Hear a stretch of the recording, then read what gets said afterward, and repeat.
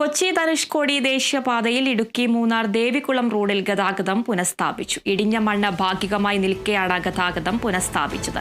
മഴ ശക്തമാവുകയാണെങ്കിൽ ഇതുവഴിയുള്ള യാത്രയ്ക്ക് നിരോധനം ഏർപ്പെടുത്തിയേക്കും. വിശദാംശങ്ങളുമായി ബിനീഷ് ആന്റണി ചേരുന്നുണ്ട്. ബിനീഷ്, വാർത്തയുടെ കൂടുതൽ വിശദാംശങ്ങൾ. 10 മണിയോടെയാണ് ദേശീയപാതയിലെ ഗതാഗതം പുനഃസ്ഥാപിച്ചത്. ഇന്നലെ ഇവിടെയുള്ള മണ്ണെല്ലാം നീക്കം ചെയ്ത് ഗതാഗതം പുനഃസ്ഥാപിക്കാനുള്ള എല്ലാ ക്രമീകരണങ്ങളും ഒരുക്കിയിട്ടു. ഇന്നലെ മൈനിങ് ആൻഡ് ജിയോളജിക്കൽ വകുപ്പ് ഉദ്യോഗസ്ഥർ സ്ഥലത്തെത്തിയിരുന്നു, പരിശോധന നടത്തി.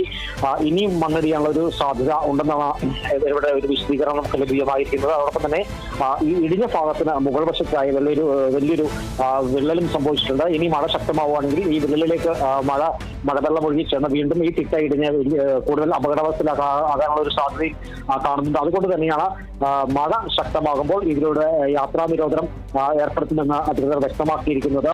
ഈ കഴിഞ്ഞ ദിവസങ്ങളിലെല്ലാം തന്നെ 2 ദിവസങ്ങളിലും വളരെ ശ്രമകരമായി തന്നെയാണ്, വളരെ പാടുപെട്ടാണ് ഇവിടെയുള്ള ദേശീയപാത അധികൃതർ ഇവിടെയുള്ള മണ്ണ് നീക്കം ചെയ്തത്. കാരണം ഏത് സമയത്തും ഇടിയാവുന്ന തരത്തിലുള്ള മൺപറ്റിയായിരുന്നു മുകളിൽ. പല തുടക്കം മുതലേ തന്നെ ഈ മണ്ണ് നീക്കം ചെയ്യുമ്പോൾ തന്നെ നേരിയ തോതിൽ മണ്ണിടിച്ചിലെല്ലാം ഉണ്ടായിരുന്നു. ഏതായാലും വലിയൊരു പാറക്കല്ലടക്കം തന്നെ ഇപ്പോൾ റോഡിൽ പതിച്ചിട്ടുണ്ട്. ആ പാറക്കല്ലെല്ലാം തന്നെ മഴ മാറുന്ന ആ പാറക്കല്ലെല്ലാം പൊട്ടിച്ച് നീക്കി പൂർണ്ണമായി മണ്ണ് നീക്കാനുള്ള നടപടി ഉണ്ടാകും.